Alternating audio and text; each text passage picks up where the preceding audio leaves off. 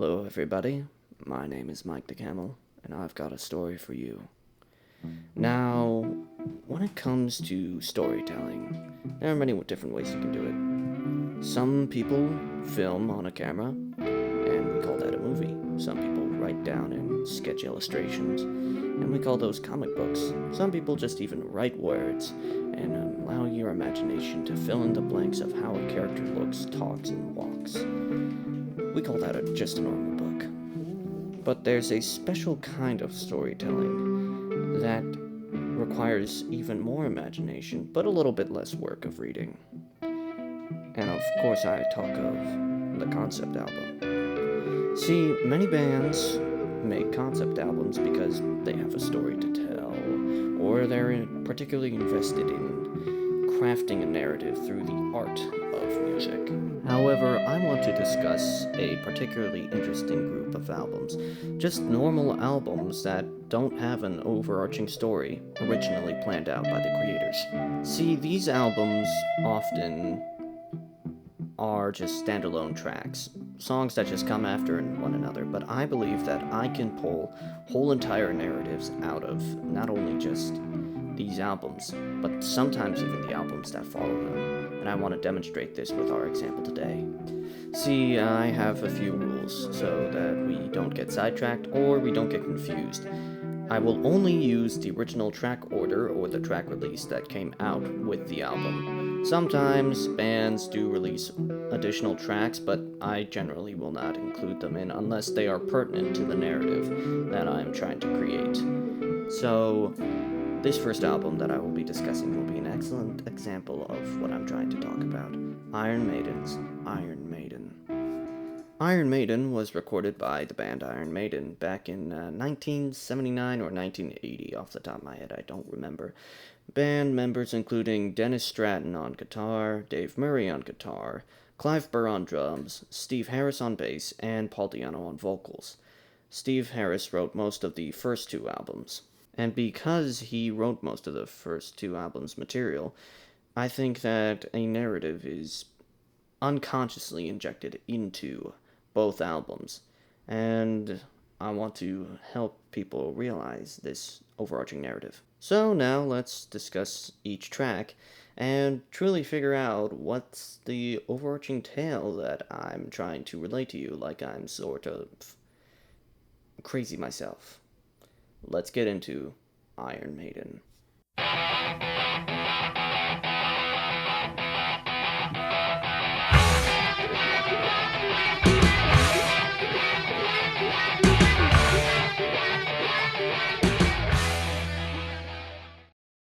So we start off this album with the awesome opener, Prowler, about our main character, Creepy McGee. See, Creepy has this bad habit of cranking it to random women in public, which eventually will land him in trouble.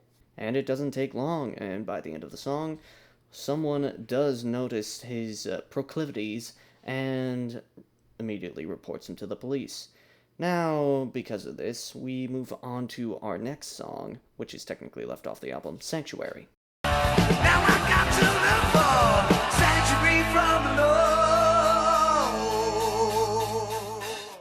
See, Sanctuary features Creepy McGee trying to run away from the law as best as he can, eventually finding an older gentleman to help him escape, where they both decide to go to the one place on Earth where they'll never be found for any sex crimes. L.A. See, here in L.A., his new friend can feed him a steady diet of booze, drugs, and all sorts of weird things, which is where our next song comes up, Remember Tomorrow.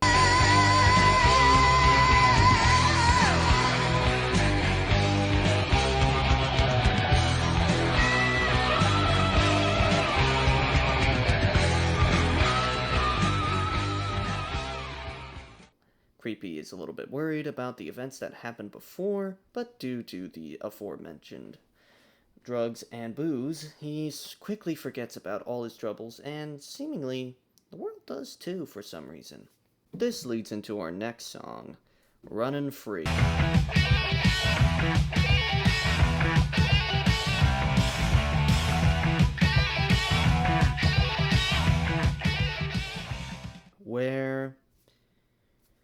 Little Creepy runs away and free from his friend, but eventually he catches up to him, and so do the police, who don't seemingly have any evidence for the crimes that Creepy has committed in the past, nor for his mysterious new friend. Which leads into the next song, The Phantom of the Opera.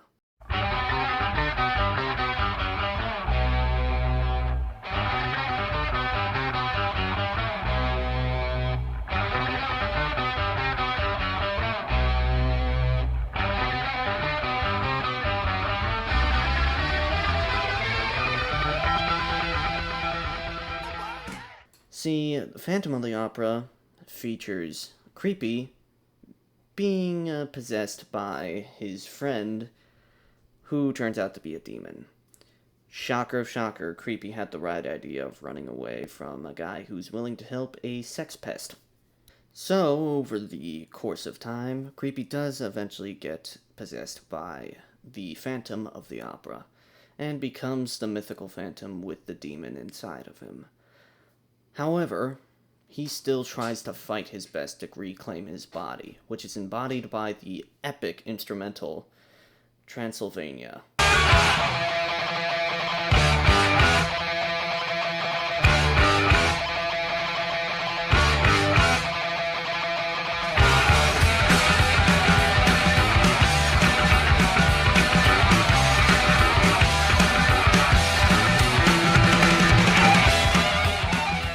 Which really does show off the lead work of Dennis Stratton and Dave Murray, and the excellent rhythm of Clive Burr and Steve Harris. And the writing on this album, I do have to really commend Steve Harris for really knocking it out of the park with not only the bass tracks, but also, if rumors to be believed, all the guitar riffs. But over the course of the song, the demon realizes that Eddie needs something to pacify him, make him dull to his senses, and really put him in his place. So the demon creates a nice hallucination, which leads into our next song, Strange World. The only place where you can dream, living here is not what it seems.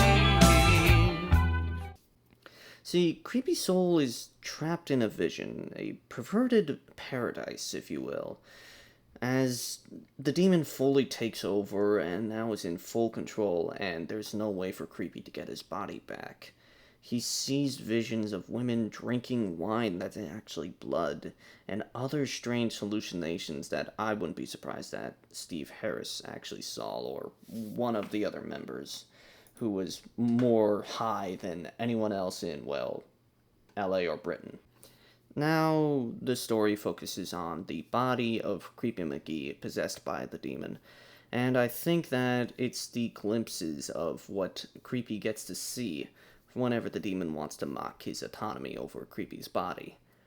And the first thing he does is talk to a beautiful harlot named Charlotte, befriends her, and then begins to request her services. This takes place over the song Charlotte the Harlot. Shout the holler, show me your leg. Shout the holler, take me to bed. Shout the holler, let me sleep on. Shout the holler, let me see low.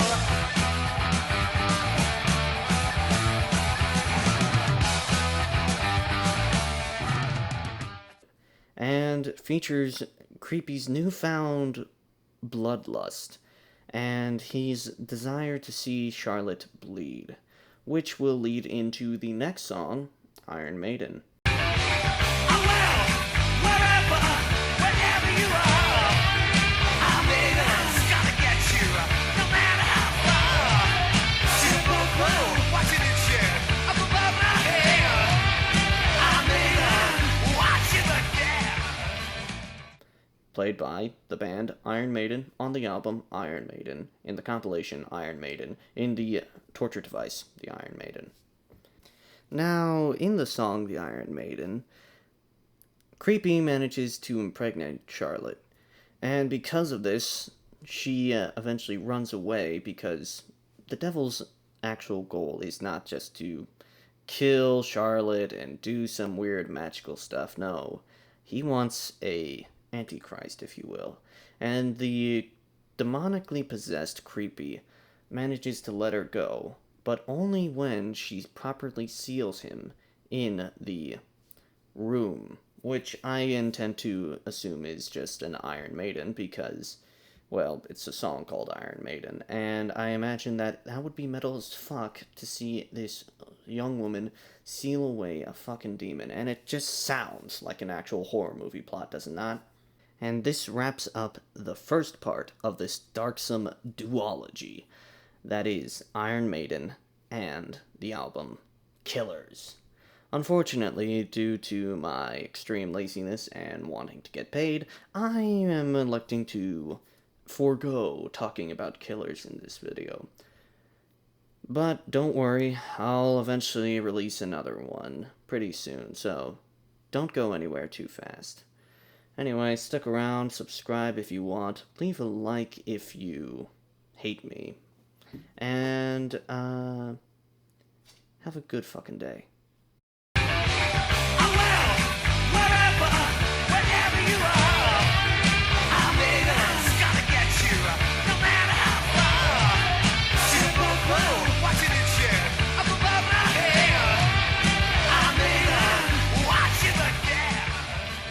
Thank you and good night. Thank you.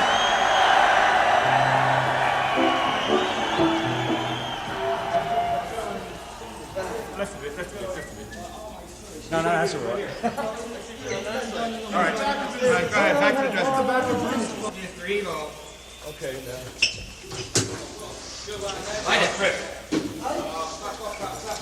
No more.